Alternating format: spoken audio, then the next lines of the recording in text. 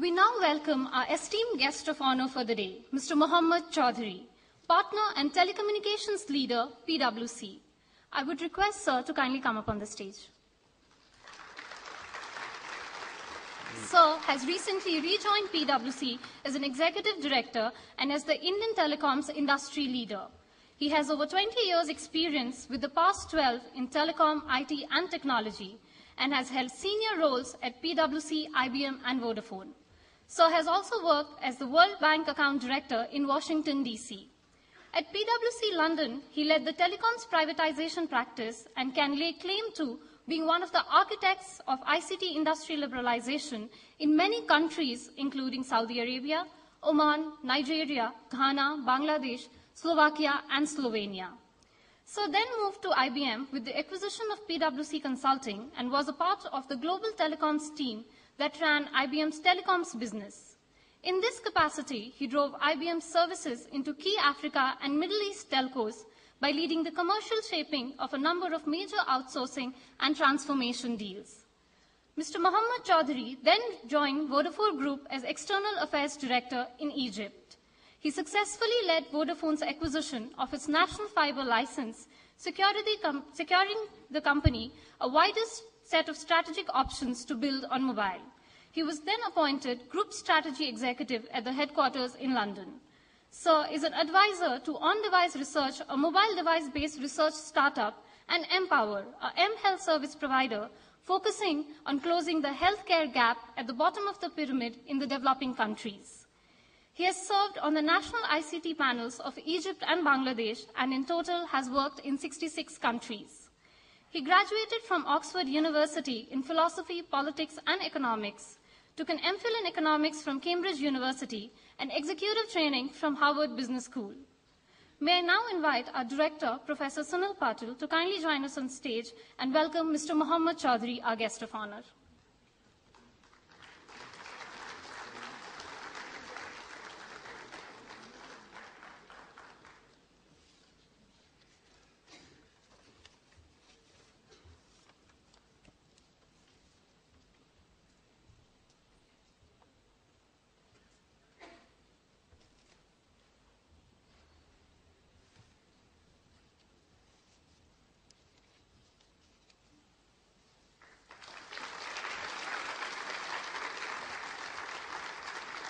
Thank you, Professor Patil. May I request you, sir, to kindly take a seat amongst the audience. I would also request Mr. Chowdhary to address the audience and declare the second day of Communicate 12 open.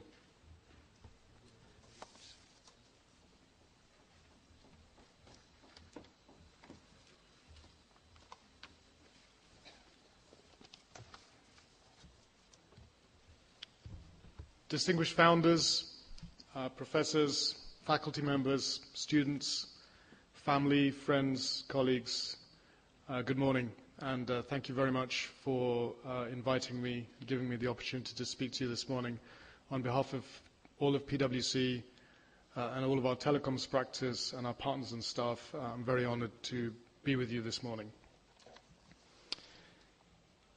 In 1860, two British explorers named Burke and Wills set out from the bustling port town of Melbourne to chart the land route to the northern coast, which faced the vast and unknown Indonesian archipelago. Nobody knew exactly how far it would be. Nobody knew what terrain to expect on the way, what nutrition or water supply would be available, or whether there would be any indigenous people in the Australian interior. Most of all, the two men didn't even know if they would survive the journey, or die of starvation, or thirst, or be attacked by animals wilder than the kangaroo. To cap it, while Burke was an experienced explorer from other adventures, his friend Wills had never been on a trek outside the tame rolling hills of England. Seen off by an emotional Melbourne crowd for a voyage that carried much public expectation, the two men set off with a train of camels, horses, a team of over a dozen helpers, tinned rations to last several months, musical instruments for leisure, and some pieces of rather heavy wooden furniture to sit on in the evenings. The first month was relatively easy. because they were trekking up the Murray River along tracks that had been used before by other explorers in search of gold mines and other bounties. As they set off from Swan Hill, the real challenge began. From triangulating the possible distance left to the north coast, from naval estimations charted from the days of Captain James Cook 100 years previously, they could only estimate the distance left to the closest month or two of travel time. Now their plan had to incorporate a logistics and a consumables strategy with fallback options to safeguard the team's choice and chances of success. So why were they doing all this?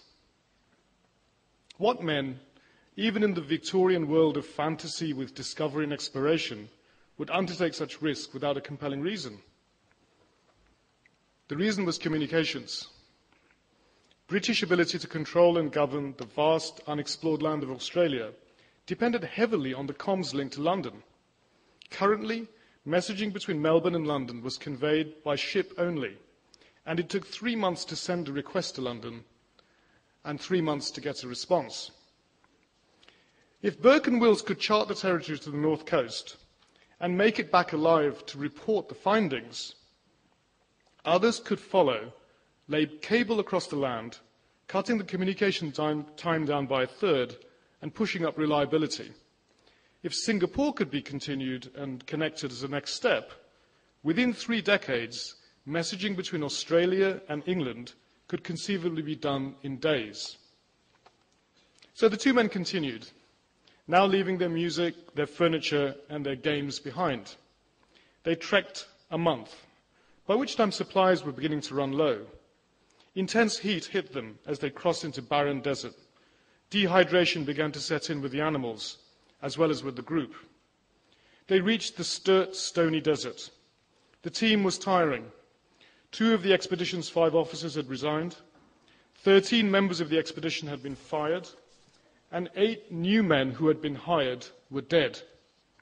Not to forget, reaching the north coast was only half the battle. They had to get back too to report their findings. Burke and Wills decided to leave half the team at Cooper Creek, with supplies to sustain them for 3 months, and trek onwards with a smaller, fitter group. The agreement they made was that the base camp team would wait precisely 90 days, and if at that point the onward team did not return, they would assume them dead and head back south. On went Burke and Wills. One disaster after another ensued, and as they continued up north, gradually they started running out of team members, animals, food, and ideas. They did not lose hope.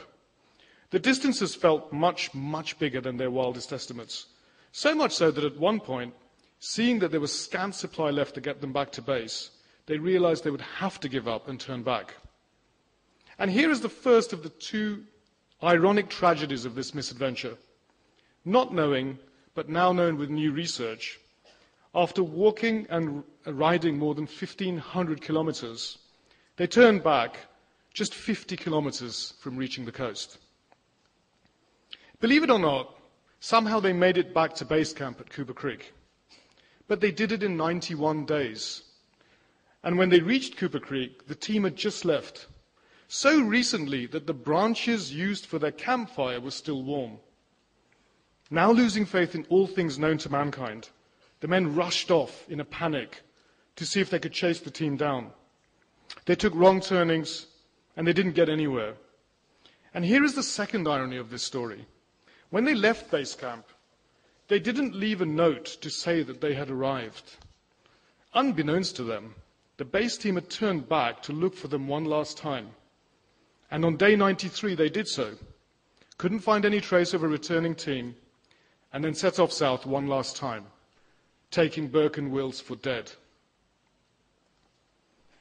Neither team made it back to Melbourne alive, bar one struggling survivor, John King. Both Burke and Wills perished on the way, valiant explorers who died in a cause to conquer the communications challenge which still remains with us 150 years later. Today, it takes a fraction of a millisecond for an email to reach London from Melbourne.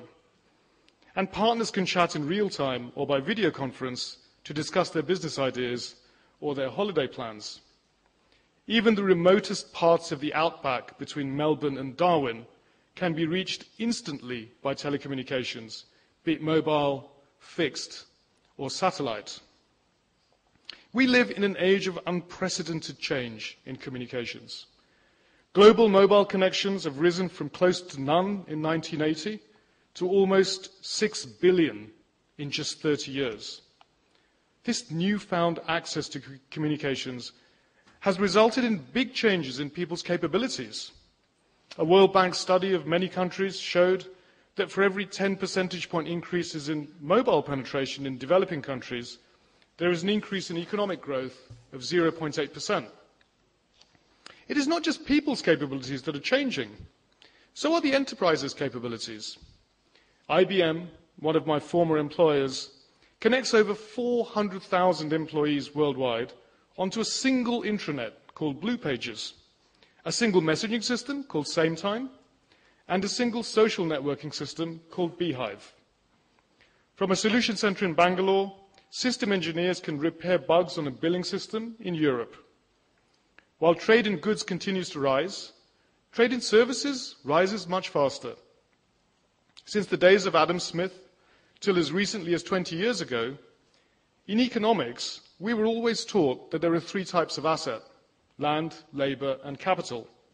Land was immovable, labor partly movable, and capital much more movable.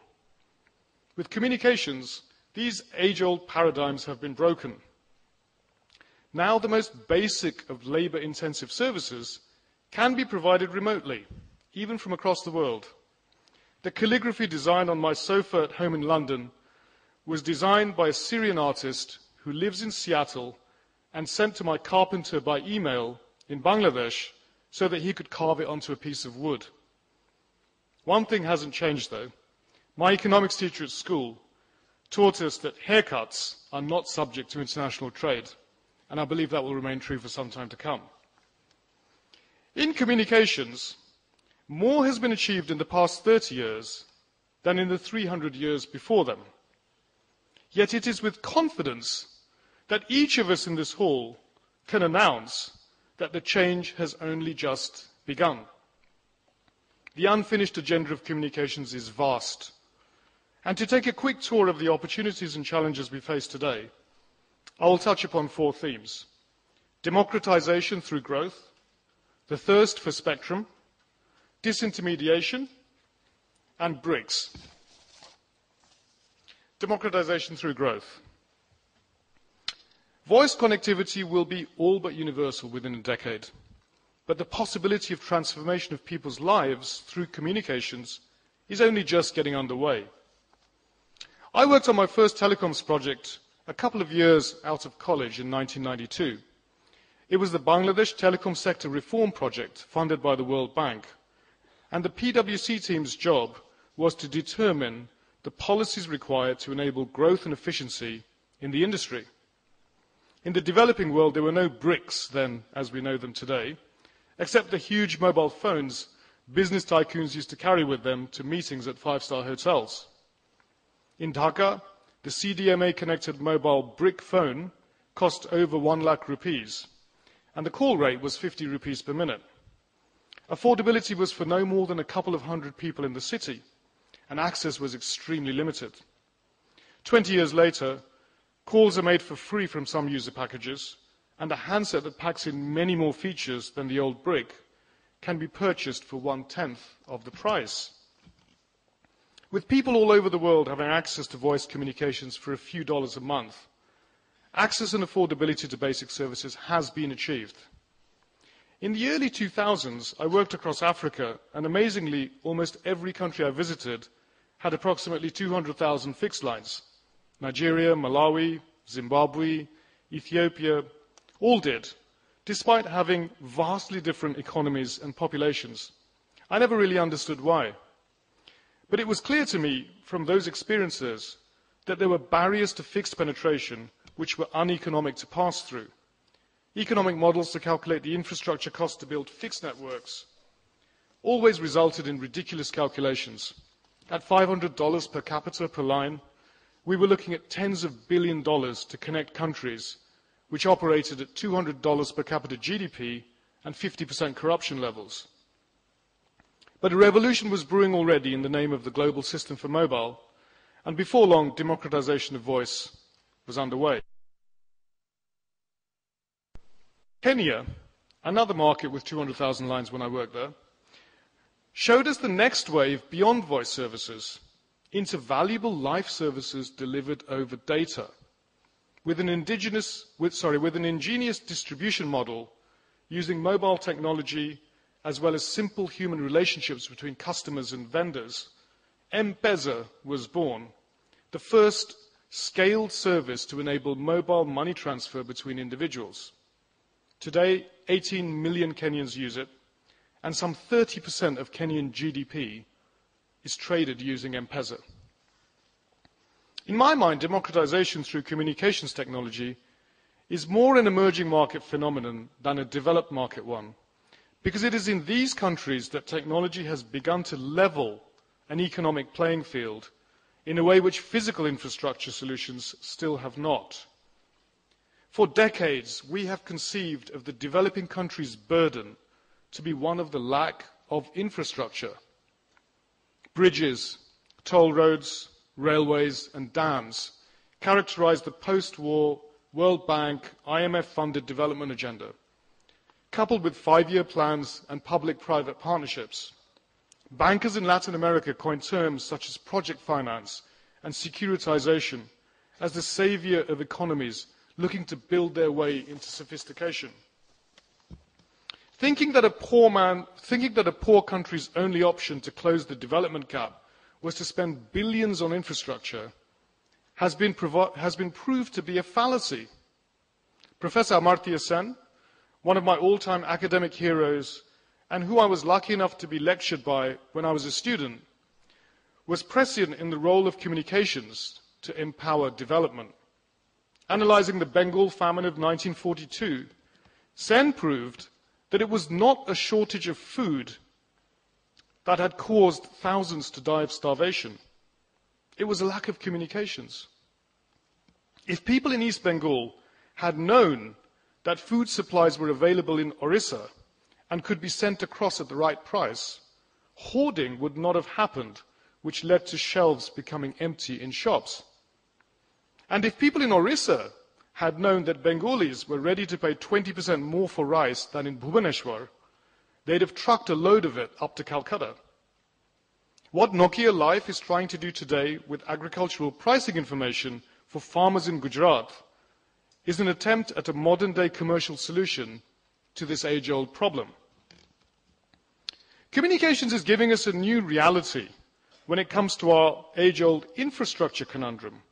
For millions at the bottom of the pyramid, mHealth and eHealth solutions will replace our perceived need to spend billions building hospitals. And e-education will replace the need to have classrooms to teach all of our children as a necessity. With a handheld connected device and the right services and content available, a few dollars will buy essential services for those who have never before had access or affordability. Let the policymakers of the world recognize the immense potential of communications to these ends, and let some of their public funds be responsibly used to enable digital solutions to mass access. When I worked for Vodafone in Egypt, we launched mobile internet with Opera Mini-enabled compression to allow fast browsing on ordinary feature phones. And we advertised it as a day of internet access for the price of a cup of tea. To me, that was the beginning of democratization in Egypt. In India alone, we can expect no less than $50 billion to be spent on m-commerce, e-commerce, m-health, and m-education over the next few years. But the path to democratization is not one of clever innovations alone. Thomas Alva Edison told us that it is 99% perspiration and 1% inspiration that gets us to success. And so it is with scaling communication solutions. In the year 2000, I saw a telemedicine service in Addis Ababa using a GPRS connection to transmit X-ray images from outlying towns in Ethiopia to specialists in the capital. 12 years later, at PwC, we have a team of people scratching their heads on how to scale mHealth services. Success in this industry will generally be a hard slog, needing tenacity as well as the best minds on the job. The thirst for spectrum. There is a general belief that spectral efficiency will keep increasing, but nowadays it seems as though we're always on the verge of a train crash. In India, the average mobile operator has far less than 10 megahertz of spectrum each. And for the metros at least, this just doesn't seem to be enough. According to industry analysis, a mobile operator in Mumbai runs its network on 1/7 of the spectrum of a mobile operator in London. In Indian metros, soon we will live in a world of multi-device connectedness with cars, buildings, and air conditioning units requiring M2M connectivity connected to tracking devices and GPS systems. Then we can expect data traffic to be 30 to 50 times of what it is today. In my mind, the resultant explosion in traffic growth will fuel the emergence of complex solutions to the problem. There won't be a one-time answer, but a gradual evolution towards what we call ubiquity, being connected through all sorts of devices, communicating across multiple networks. India is uniquely the only country in the world that currently is building 2G, 3G, and 4G networks all at the same time. Add to that Wi-Fi proliferation, DTH growth, and thousands of kilometers of fiber being laid to connect cities together, and you can see that the solution to having supply for connectivity to meet demand at a market closing price is not going to be achieved uniformly across this vast land. With only 1% broadband penetration in India, there is much to be done, and the role of the government in setting the right policies and incentives to get there is critical. Today, we stand at a moment in history, in the history of Indian telecoms, when regulatory authorities and policymakers have a chance to snatch another decade of growth in this market. What the government has to get right in setting clear pathways for growth is to have investors and operators be able to plan a decade ahead without unforeseeable policy surprises or payment burdens. The winner will then be the consumer, since it is under these conditions that there is the most chance of investment pouring into connecting more Indian lives, especially in outlying areas where capital expenditure will take more time to pay itself off. Disintermediation. What will happen to the giants of the telecoms world today in a few years' time? Will the big players prosper for decades to come, or will they wither away forever under the spectre of disintermediation and the rise of device players such as Apple or internet players such as Google? How long will it take? And what will be the factors that drive that change? What will cause the disruption to the industry? Value chains, the value chains that we can never define too surely. In the past 100 years, we have seen AT&T rise, fall, and rise again, from being a monopoly in the 1900s under Jean Pierpont or JP Morgan, to being broken up famously in the 1980s by the US regulator, to again re-establishing itself as a successful long-distance global enterprise and US wireless powerhouse today.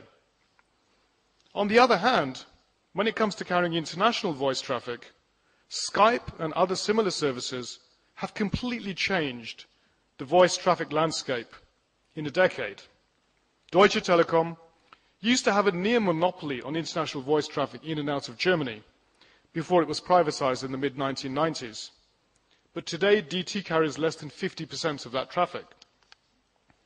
Will the likes of Airtel, Vodafone, BSNL or Reliance have similar journeys to their G8 counterparts? Or will theirs be different because India is so different to America? Will the rise of smartphones coupled with electronic payment capability in developed markets, is certainly paving the way for disintermediation in that part of the world. This is because people can now order goods and services on their handheld and pay for it directly via their bank card, rather than having to be billed via the operator. Even here, though, operators have the potential to play a sustained role by being a smart pipe and not being a dumb one. Smart means a network that understands its users' behavior and preferences, can present options to its users at the right time, at the right place, and at the right price, and can respect his or her privacy and anonymity and ensure that he or she has a safe, protected, and high-quality communications experience. Easy words, but probably another decade of investment and innovation to reach that. In India, disintermediation may have a softer landing, but ultimately it will come at a higher price.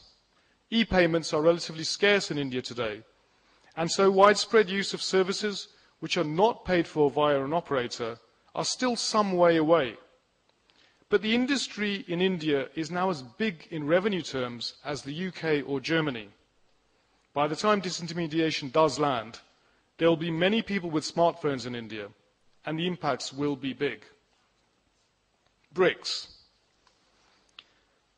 All the world's eyes are on India today. The lack of investment excitement in OECD markets fuels greater expectations from breakout nations in Africa, Asia, and Latin America. India, China, Russia, and Brazil are all on the list, partly because they are big, and partly because they have reasonably developed financial markets. Indonesia and Turkey are on the next list. Others will join in, by which time there will be new waves of technology and service adoption, and that will mean we will start again with new cycles of growth and horizons across the telecoms world.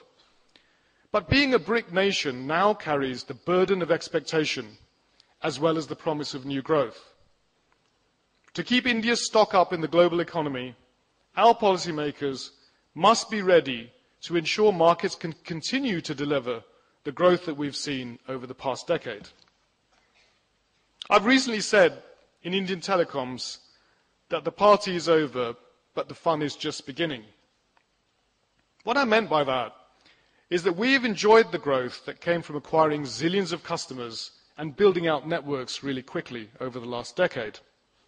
But while that particular party is over, now begins the real fun. The players who prosper will be the ones with an appetite to fight it out for revenue market share, cost control, EBITDA margins above 35%, and an uncanny ability to raise finance from banks as well as shareholders. Will India continue as a 12 to 14 player market of mobile operators forever? I doubt it.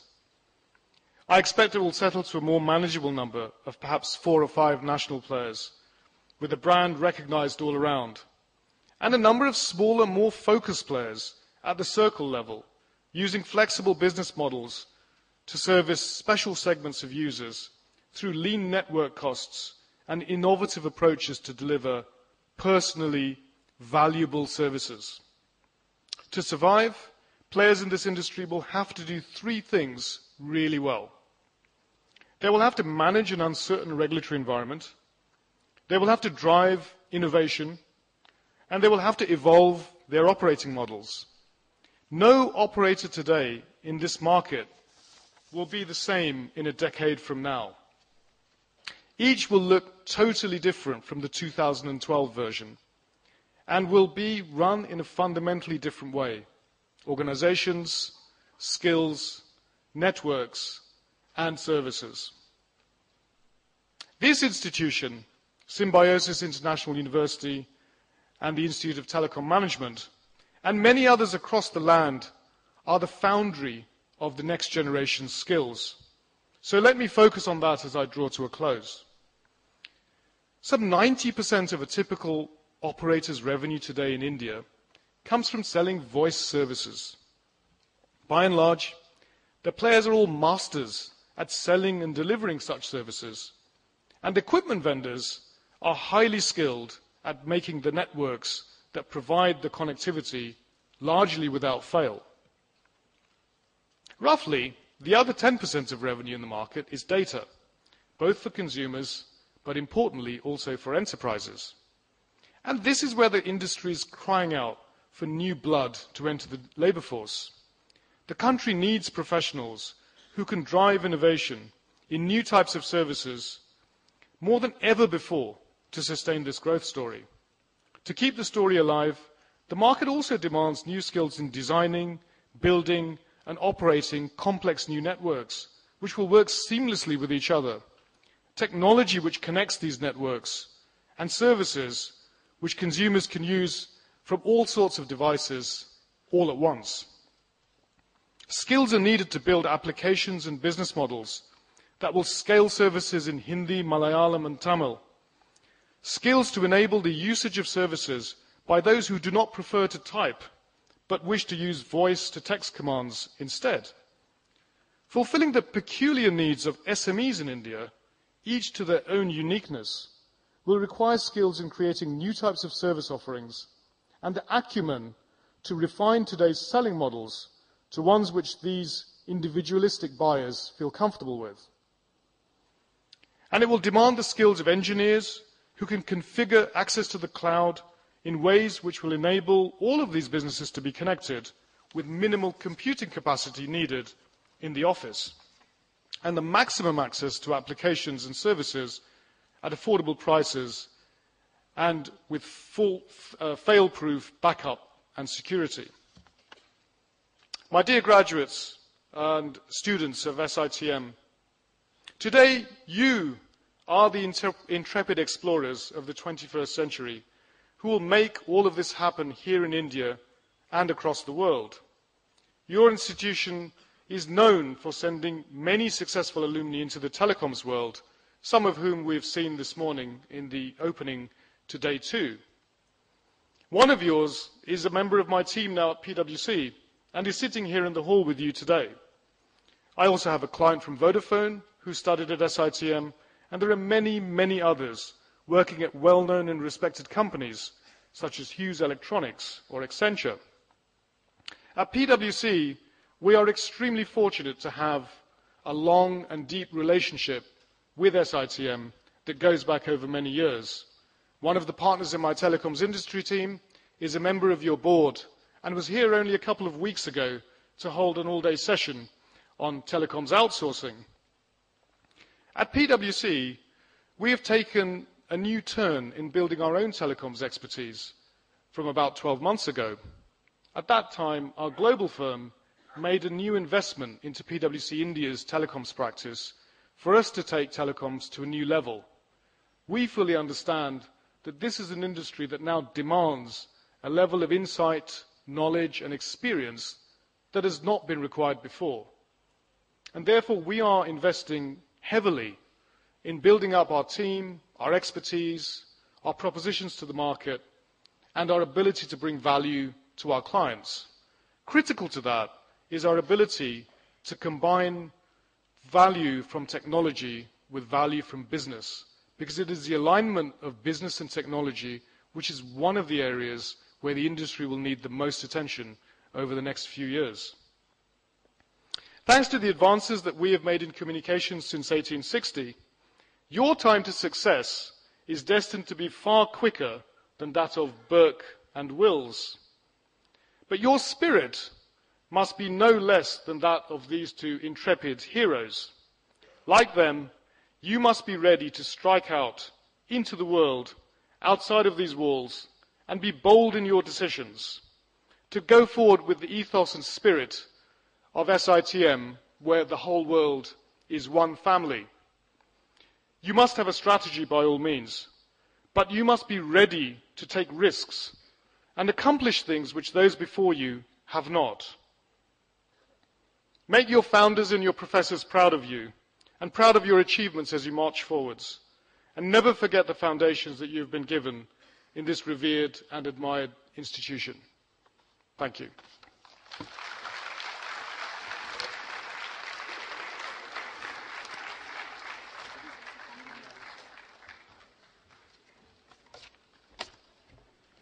Thank you, sir. We're proud to have you here at SITM today. I now invite my colleague to felicitate sir with a memento as a token of our gratitude.